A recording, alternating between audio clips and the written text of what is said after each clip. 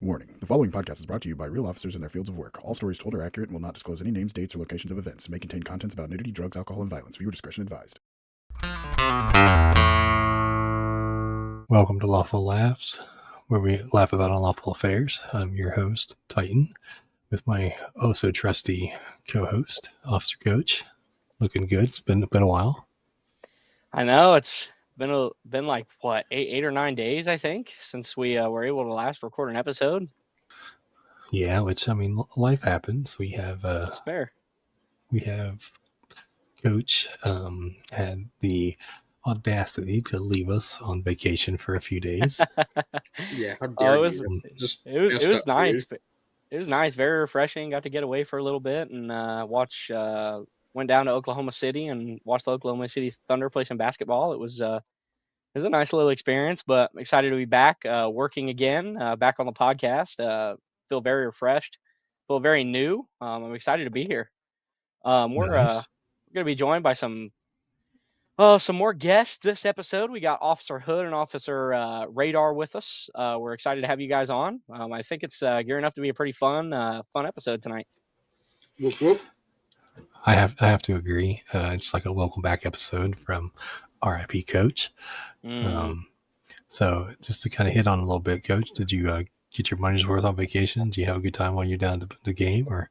I really did. I think the only problem. So for a little bit of context, the reason we went down and watched the Thunder play is because my older brother is a really big Thunder fan, and so for him, it was great because the Thunder won both games. For me, it wasn't as great because I'm not a Thunder fan.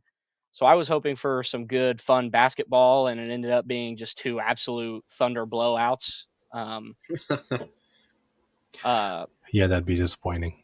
Oh yeah, but I mean, to be fair, the team I went down to play, I watched them win 2 games, and the Thunder's best player, Shai Gilgeous-Alexander, had 50 points in the first game we watched. So it definitely wasn't a disappointment. And then on top of that, the food was good. If anybody ever goes to Oklahoma City, there's this place. It's like a burger ice cream place called Brahms. It's literally some of the best food I've ever had. It was actually gas. It was so good. Right on, right on. Do you happen to score any autographs while at the game, or meet any players, or just kind of just watch and go on about your day? We got to watch. I did get on the Jumbotron. I did do that. We got on the Jumbotron, and it was the first time I've ever been on a Jumbotron at a stadium like that, and it was really cool. Actually, I'm not gonna lie, it was super cool. What was it? Kiss cam to your brother next door, or what? No, it was so they were doing the I wish, but they were doing the like what is it they do it like the Simba thing. So we had two babies with us, an infant and a toddler, and they were doing like the Simba cam, and so Me the we were toddler? all in. Yes. And so we were all dressed in Thunder attire. So like I'm sure if any of you know anything about sports, when you go to a home team's game, if you have home team merchandise on, you're a lot more likely to be on the Oh, of Jumbotron. course, yeah. Well, we were lucky because before we went to the game, we bought the two kids some jerseys. So not only did we have two kids for the Simba cam, but we had two kids with Thunder jerseys on. And we got on the Jumbotron like 5 times in 2 games. It was kind of crazy, actually. That's pretty impressive. I don't recall that I've been on one, but I'm also not a huge public person, so I'd much Fair. rather just kind of hide. Don't put me on that because I'll probably do something dumb and get kicked out. And Well, or it was actually really funny, because I think so on the second game, they played us on the Jumbotron once, and I had my phone out, and I'm a very big Detroit Pistons fan, as our listeners know. And I have a Detroit Pistons phone case. So I like noticed oh boy, I noticed that they saw my phone on the Jumbotron, and I looked at my wife and I was like, if they put us on the Jumbotron again, I'm gonna flash my Detroit Pistons like case, and I'm gonna be like, yeah, like Detroit basketball. And so they put us on again, and that's exactly what I did. That's exactly what I did, and we didn't get back on it. That's no, crazy. That's if absolutely I devious. was, Oh my yes, I god, absolutely would not put the cam back on you again either. it was so worth it. It was so worth it. Oh my lord, Hood Radar. How are we feeling tonight? You know, I'm in a pretty good mood. Pretty good day. You know what? It's been a hectic week just with life and work and everything. But I'm glad to be back with the gang and record an episode. You know, snow's falling outside. Nice warm inside. Have my hot coffee with me. It's a good day. It's a good day. It is hot coffee at almost midnight or past midnight. Yep. There we go, Bub. That sounds like a second shift schedule for sure. Exactly. Yeah, definitely come home and have a nice hot coffee and stay up for the next 6 hours and show up late to work. yeah. And Hood, how are we feeling tonight? I'm pretty good. Trying to enjoy my last few nights of second shift rotation with you guys, and glad I get to do at least one of these before I don't know when I'll be able to do another one. Mm-hmm. yeah, for all of our listeners, we kind of got some on-duty changes coming up. It's going to maybe have slight effect, but don't fear. Myself and Coach will always be here. Dr. Seuss. I will join if I have to on a jail shift. I'll have my phone on low and my earbuds in and be upstairs to control, like reporting live from.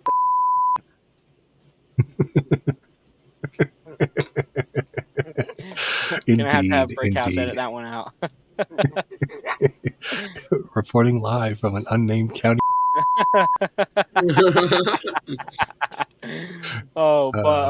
Yeah, we got an exciting episode planned. We got to get an editor. He's got that covered. Oh yeah, always. Tonight we're gonna kind of discuss a little bit about first impressions, and first impressions can be a little bit off the chain when talking in the jail life, or road life, or EMS life, or whatever side of public safety you come from. And this first impressions can be on anything. Like, have you ever been sitting back on a regular duty shift and get a mass text or a mass email, new officers being hired, so-and-so date, and you just think, oh, Jesus, here we go again. I just got over these dumbasses. Now I got to get some more. Don't worry, Radar. You were one of them. For me,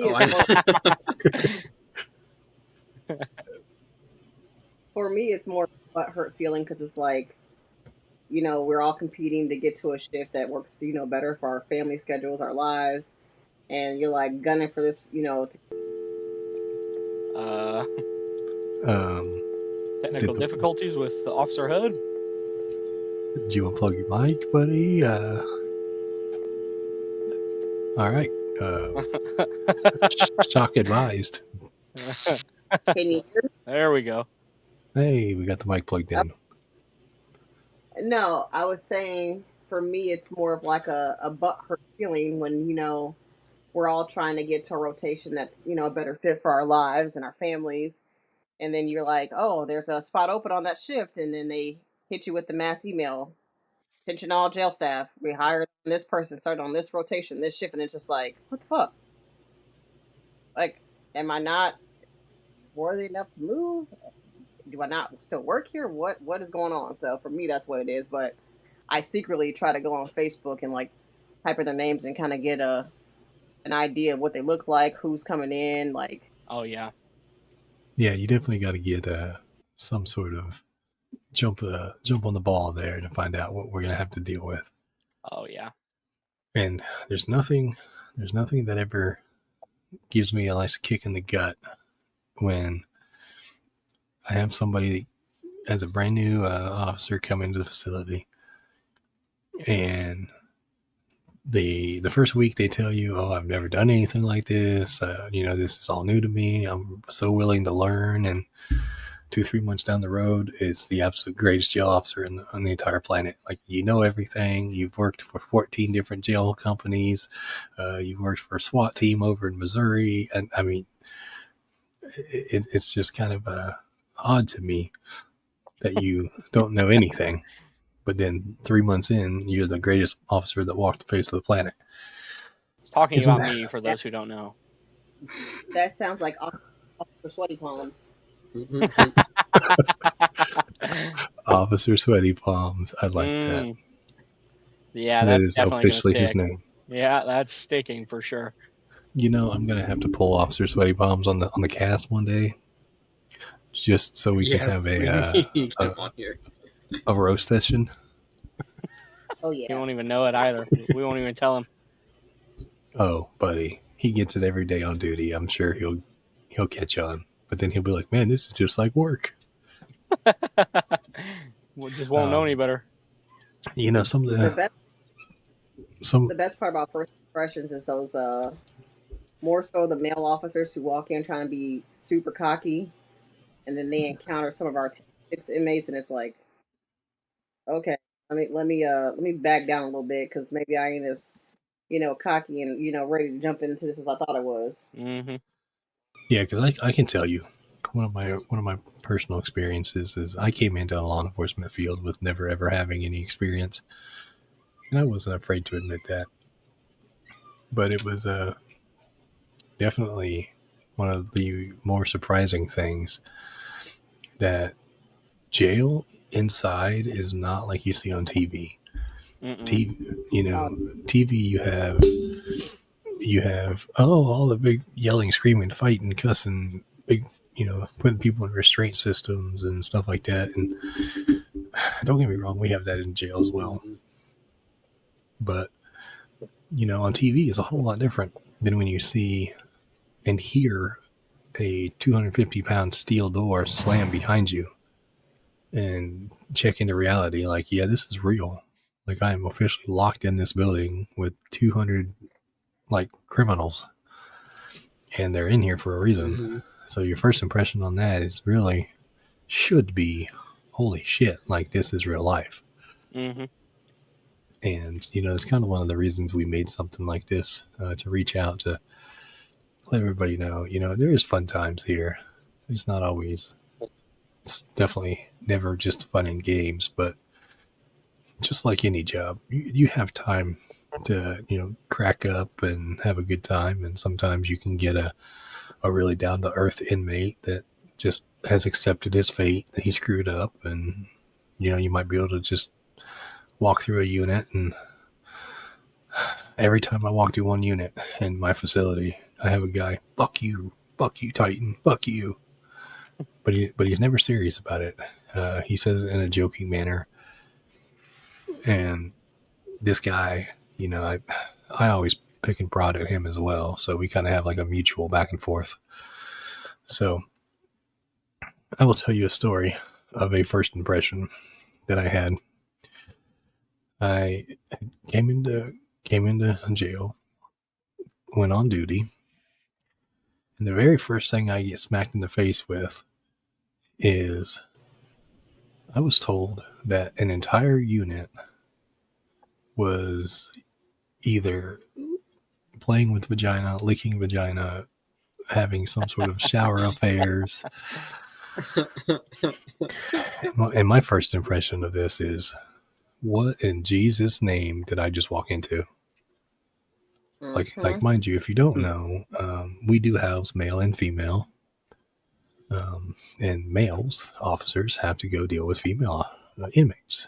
Well, I'm sitting here as a 35-year-old male walking into a vast range of females and ages.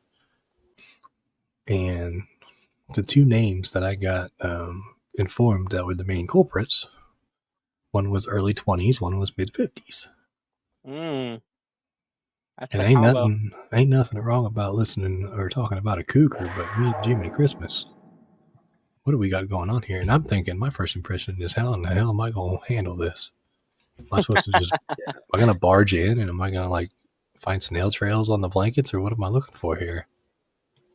Well, needless to say, I have some very trusty female officers with me. Speaking of officerhood. Mm-hmm. So, and it just makes you feel weird. Like, have you ever had to sit down and stare at a camera of two naked females go to town? Yeah, that is. And yeah, that was my the jail, and I, didn't know what I was doing, and I sit next to a male officer and review body cam footage of them flopping out saggy titties and all. Okay, hey, and it's one of those moments like this is real life, like this is really happening. This is what I'm doing now. You know, I never thought I'd sign up for looking just at random saggy titties just because I have to investigate a potential sexual interaction between two different inmates. And I'm like, well, how do I even approach? Like, then you got to think about how you have to do it professionally. You can't walk up to this inmate and be like, so, saw you were licking her pussy. You want to talk about that? I mean, you can't just do that. And I was like, well, how do I go about this professionally? And there's nothing about talking very sexual from a male's perspective to a female's perspective. Like, so, were you fingering her? Like, did she enjoy it? Like, did you finger her back? Did you play with each other's buttholes? Like, you just can't. That's a heck of an impression there for me.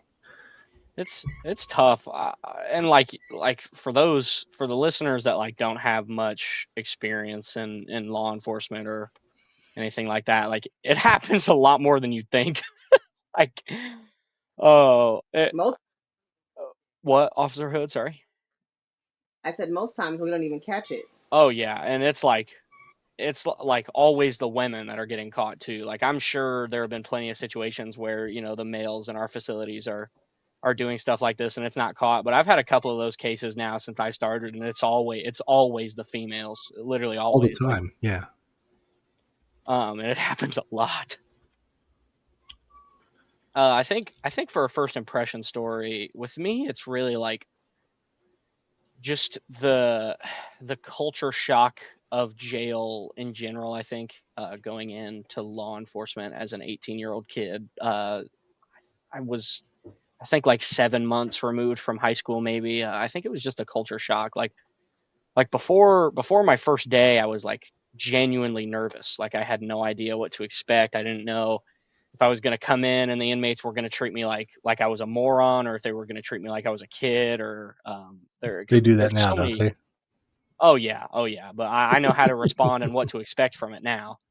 But like going into it, I took 2 years of criminal justice vocational school class, and like it's nothing like we say. Truthfully, nothing we say on this podcast. If you are a younger person listening to this, thinking about going into corrections, nothing we say on this podcast is truly going to prepare you for corrections, or like help No, you absolutely understand not. what to expect. Because like I can sit here and tell you like, yeah, bro, I had to go in that block and I had to ask those females like, hey, why are you guys fucking each other? Like, why are we doing this? Like until you actually have to do it, like it's surreal. And you just never know the response you're going to get. Oh no, sometimes they're proud of it and sometimes they deny it, and sometimes they're not proud of it but they don't deny it, and it's like all just the whole spectrum, just a cesspool of just random shit, not even just like the Priya stuff. Have you ever asked a female, why were you fucking this other female? And she looks at you and goes, she's a bad bitch. Not yet, no. Thank God. Buddy, what do you say to that? like, okay, yeah, okay, she's pretty hot, but you gonna, okay, what? Yeah, that's really where it's about to be, and that's a good point. Oh yeah, but yeah, so I think for me it's really just a culture shock of jail was my first impression. That and like meeting the jail officers for the first time, like realizing that there's a very specific type of personality that works in a jail. And I mean, I'd say I've got it. I'd say most of my coworkers have it. So it's just a culture shock. Like nothing, whatever you think jail is, it's you're wrong. It's not it. Until you've worked in it, you just don't know. Like I wish we had like career days, you know, instead of going to schools and doing it. You kind of have it like internships, because we actually have a full-time officer now that actually interned with our facility, and now she is full-time.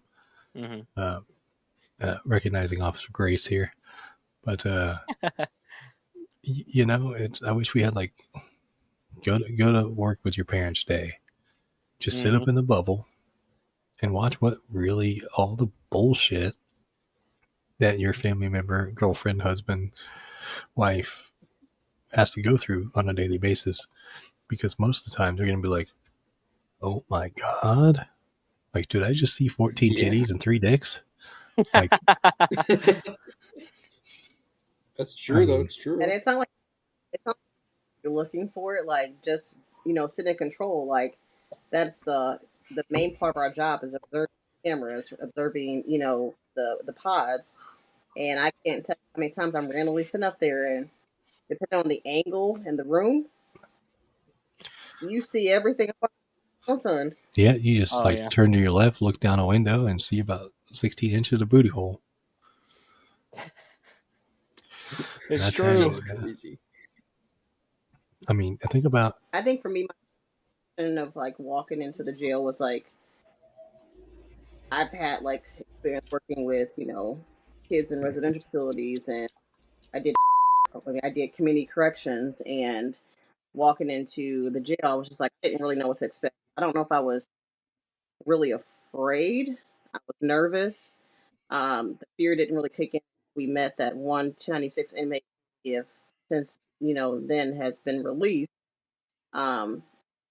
Yeah, scared the living crap out of me. I was like, I don't know how I'm going to act because for me, I am from the hood. It's just not just my name. I actually was raised in the hood, so my initial reaction is, oh, someone swings, someone does this. Oh, I'm going in on your ass. Like, there ain't no talking.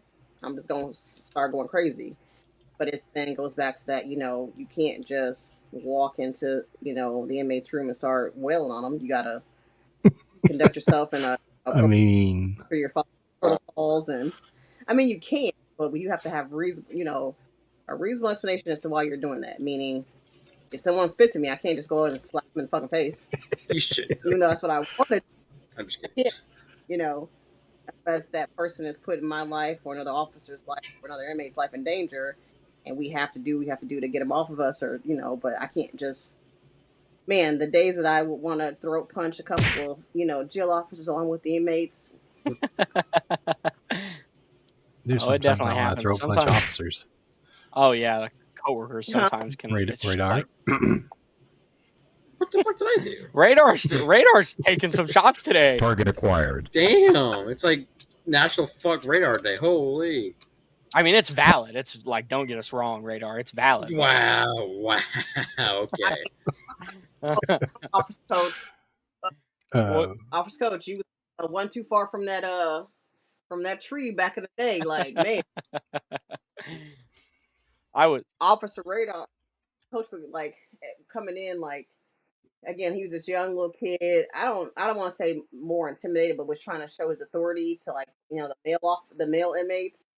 And he would walk in like one in particular house and say some shit like, so I can't remember what it was. Oh, I don't remember the inmate's name, but he walked through, and in order for the inmates to exchange the uniform, they had to either have soiled it or something like that. So Coach is doing his little walkthrough in this pod. The inmate's like, hey, I need a pair of new pants. And Coach is like, why? He goes, I shit my pants. And he's like, well, let me see. And this inmate turns around and just full spread eagle mooned him, his ass. And it comes out like, I can't believe he just did that. We're like, well, what did you expect? I told him to show you, so he showed you. That dumb motherfucker. I said, she's talking about me. I said, turn around. He said, I shit up and down my back. I said, okay, turn around and let me see your back. That dumb motherfucker. That dumb motherfucker turns around, pulls his pants down, and completely bends over. I said, okay. I said, okay, bro. Well, okay, man. He didn't shit himself, by the way. He did not shit himself, by the way. Oh, so he just wanted you to look at his asshole. No, well, I didn't even. The craziest part is that I said, turn around. He said, I shit up and down my back. I said, okay, turn around and let me see your back. Motherfucker pulls his pants down. Well, I mean, hey.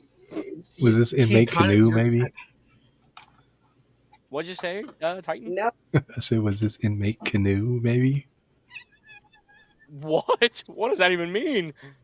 It's a name that something you would do with a canoe. Okay. What do you use an oar to do? Oh, he fucking got it. Oh, no. Close. They're close. Or Their IQ is probably about the one time, same. Officer Coach was talking hella shit to another inmate, and he was getting bonded out, and me, 125-pound female officer, got this 260-pound inmate who's literally bonding out, getting released from Inmate jail. canoe. And this look that this inmate had in his eye was like he was just gonna plow down to come get to Officer Coach to kill him before he walked out the jail, because Coach wasn't there, being Coach, running that mouth. And I was like, well, if he plows through me, there ain't nothing I can do to help you, because his big ass will knock me the fuck down. Oh, it would have been okay. He would have had a lot more to worry about.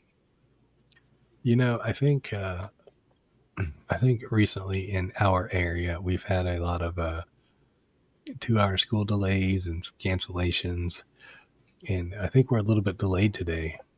But Coach, I think I'm kind of hearing a faint noise in the background. You hearing that with me? Are you sure? I don't hear anything. I don't know. I think maybe I'm just the only important one that actually hears it. Are you? Wait. Wow. Hold on. Shh. Oh my God. Radar, do you hear that? I think I hear it too. My radar's going off. Radar, how about you read us the radar now? Now, okay. So for this week, we're talking about first impressions, and I don't know if everyone here knows this, but I'm still relatively new to this jail here that I'm working at. Oh, we know. So my question, or my read radar is for this week is, what were your guys' first impressions on me, or what were you guys thinking when you first saw that email that said, "Hey, Officer Radar will be working with Officer Grace and Officer Coach"? What were your guys' kind of first thoughts or impressions on that email, and when you guys first met me, and kind of along the way? Well, my first impression was he's so little. Well, I think as the person that would be eventually training you, I think it was more of like, oh my fucking God, bro, this guy. Yeah, that's really it. It's those three words. No, I'm fucking with you. So I knew Officer Radar before he applied at the jail. I strongly urged him, or strongly suggested to him, that he should apply. And once he did apply, I very strongly suggested to our jail's jail commander that he be put on my rotation. So once that finally happened, it was more of like, okay, like, awesome. Now I just have to train him. That's really what it was. God's name. Radar, are you good, bud?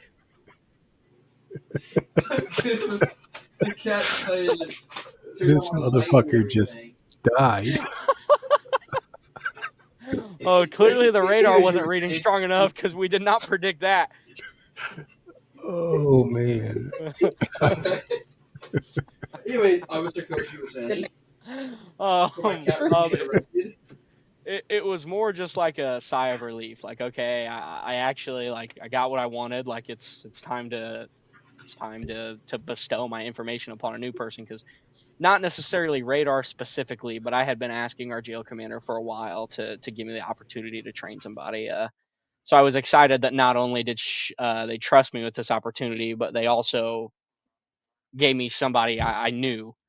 That is always really a sense of relaxation there. Mm-hmm.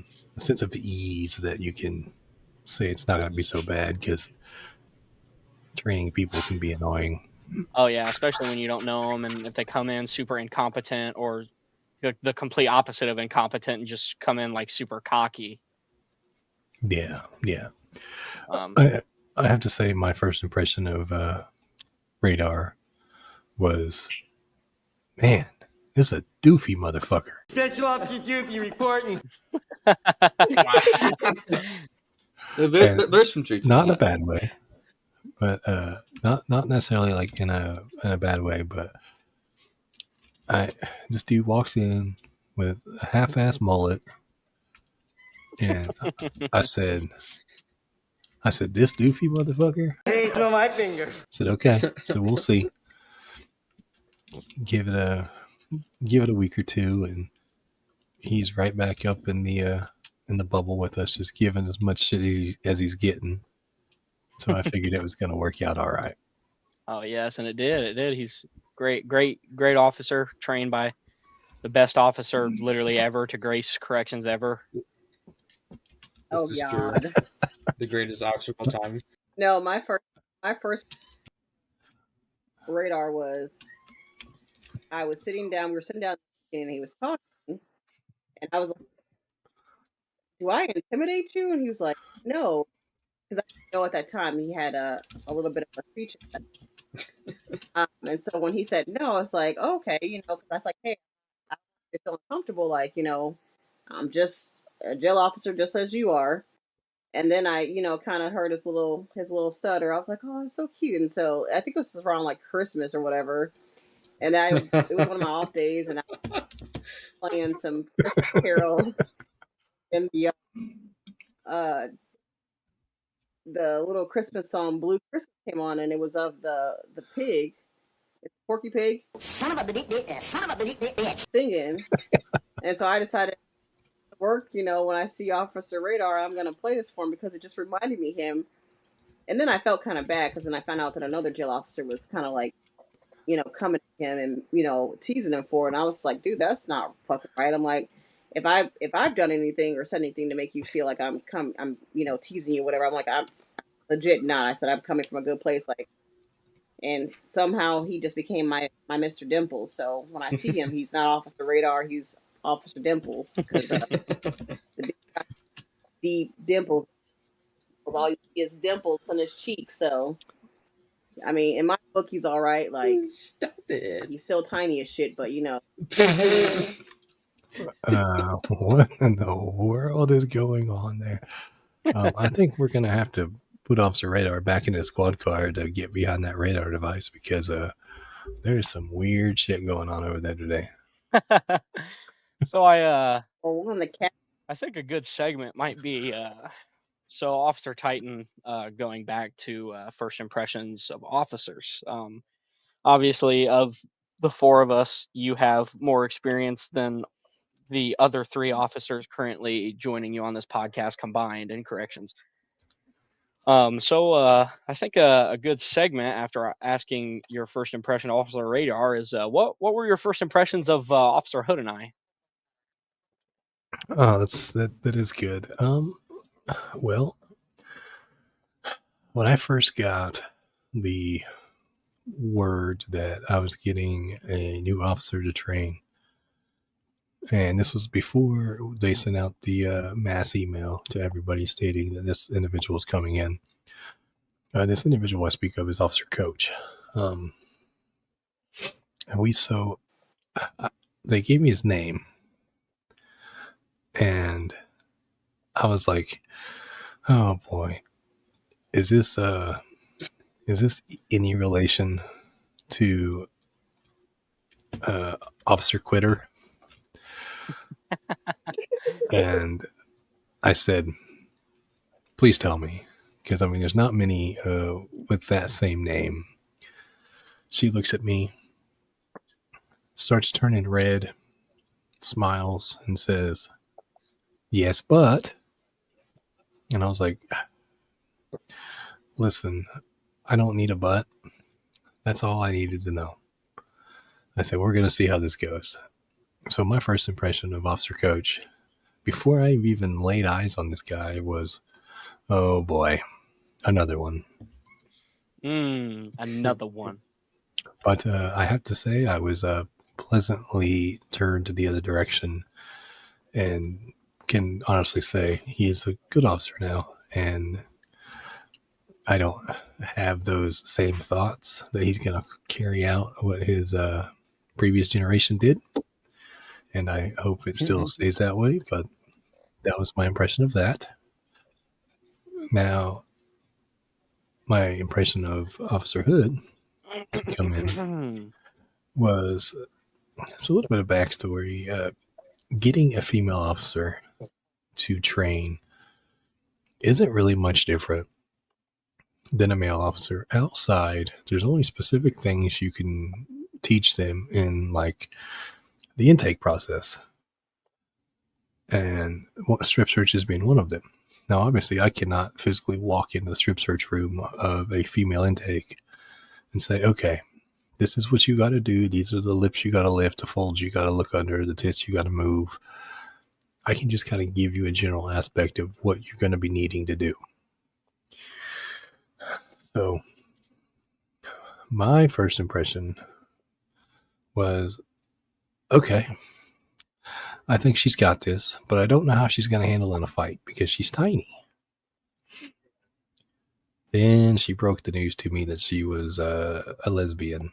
And I said, oh, I ain't going to worry about this girl at strip searches. She's going to look at every crack and crevice. So she definitely go up and down the female. And then like several months down the road, she had explained to me very graphically on how she does strip searches. And I just kind of sat back in my chair, took a deep breath, and I was like, yep, I don't have to worry about this. I mean, like realistically speaking, if you gonna go that deep up in a strip search, hell, you want strap on short of a penetration. Okay, so all of you listeners out there, you have to kind of understand my method of searching. Now, in our new facility, way bigger bathroom, more space, so you still got to be in there and like looking, but at our old facility, like the bathroom was no bigger than the average like linen closet, and then you had like no room in this bathroom, so essentially you have to have your body half in the door, halfway in the room, so that in the event that they want to attack you, you can just step out and jump out quickly, but also be in there still do strip search. Now at the old facility, it was a shower. They had like a little bit of a concrete bench in there, and then there was a toilet. So for me to be in this bathroom, now for a guy, all you have to do is bend over. You see balls, you see a dick in their asshole. But for a girl, you gotta be able to. They were just when you say squat and cough, they would literally squat all the way down and cough. Or if you're squatting and coughing, yes, I can visibly see that nothing's falling out of you, but I can't see necessarily if there's anything inside of you. So I would have them, especially these heavier women who had rolls and thighs and fufas and so what, literally, I would have prop their leg up on that concrete bench, bend over, spread your butt cheeks, spread your vaginal lips, and squat and cough. So that way I could see not only if something's going to fall out, but if you got something in you. And for me, I thought that was pretty thorough. Now, here recently, because a female was able to sneak meth into the jail. So, girls, I thought I was doing my strip searches. I wasn't doing it quite right. So now we just take a little step further. Now, instead of me being on the opposite side of the room of our, like, basically strip search area, I actually have to be up in that room with them. And I still make them do the same thing, but now they just have to hike their leg up on the side of the toilet. And I'll pull my damn flashlight and be looking, because obviously my job, it's the safety and welfare of that inmate and other inmates who might come in contact with that drug or they're trying to sneak. And at the end of the day, it's my job. So like if I don't catch it and something happens to somebody, I'm basically held responsible for that. So yeah, I'm a little thorough. It has nothing to do with me wanting to sleep or do anything with those women. Let me point this flashlight up in there and make sure I can see your cervix. I mean, it's good though. Really, it's good though. I mean, because of the fact that you are being thorough with it, and I mean, I just like the story the other day on, I believe it was the last episode that we were having a discussion about. We had a surprise guest come in and explain how he had to pull like balloons out of an inmate's ass, Mm. and that was definitely unique, I have to say. Yeah, that would definitely be a tough experience, bro. Just like, oh my god, dude, I couldn't even put myself in his shoes. Yeah, what's that blue object in your asshole? Like, how do you answer that?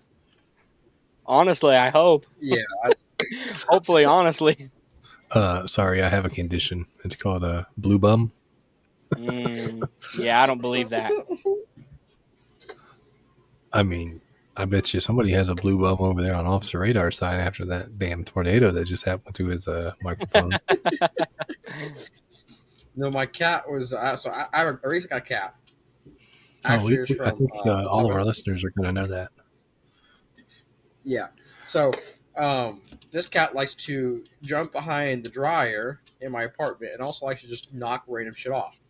We was deciding it was nice to just mess with my lamp I have over here, and he decided to knock everything off, and so that came Sound crashing like down he on took top you with of. him. I have like a very small like shower like kind of thingy, and that also knocked off, and like everything got everywhere. So it sounded like someone like fell through the roof, but it's all good now. We're good here. Okay, I can't help but to think about this. You mentioned a dryer, a lamp, and a shower. Are you fucking podcasting in your bathroom, bro? Like, what is going No, on? I'm podcasting in my apartment, which is more so at the bottom of a garage. That makes it into an apartment. So So is it like kind of like a studio apartment type deal, or? kind of, it's actually what my grandparents built before they built their actual house. So it's kind of like, so like where I have my kind of studio or my computer and everything is kind of the downstairs portion, which is where all this stuff's at. And I sleep upstairs, but it's kind of like kind of hojanky, but it works and I like it. It's a nice little abode. So Studio apartment with a lifted bed. Oh, so many things a lifted bed can do. Oh, buddy. I don't know really. Just kind of like it kind of just nice. I bet it is. That lifted bed is nice, huh? Well, he's got to have something to put in the bed first outside of that screaming neglected cat back there. Like, I don't know what's going on over there. The neglected cat that he thought was a female. It's not. It's you guys thought it was a female, all right? You thought it was a female, all right? I picked it up one day and had the didn't have balls. It had the biggest balls. It had the biggest balls known to mankind. No, I like that we're Sorry. examining cat balls. Oh, so for the listeners, a little bit of context. Anyways. The cat that Officer Radar currently has used to be my cat, and I moved into a new place that I can't have cats in, so I had to get rid of my cats, and so I gave Officer Radar this cat. Well, the cat in question was a cat that fell into my mother-in-law's pool one day, and when it did that, it was probably like 3 to 4 weeks old. And so it was a little young to have big enough balls for us to tell its gender. So You're just an idiot. When my wife gonna ignore that. When my wife went to assess the gender, she saw no balls and just kind of assumed it was a. I assume that's what she's used to. Yeah. She just assumed it was a female. So we give it to Officer Radar, and maybe probably a week and a half later, Officer Radar is. Coach. Officer Radar is on the phone with me, and yeah, it's a man. It's a man. That ain't no woman. It's a man. That cat is a man. Yes.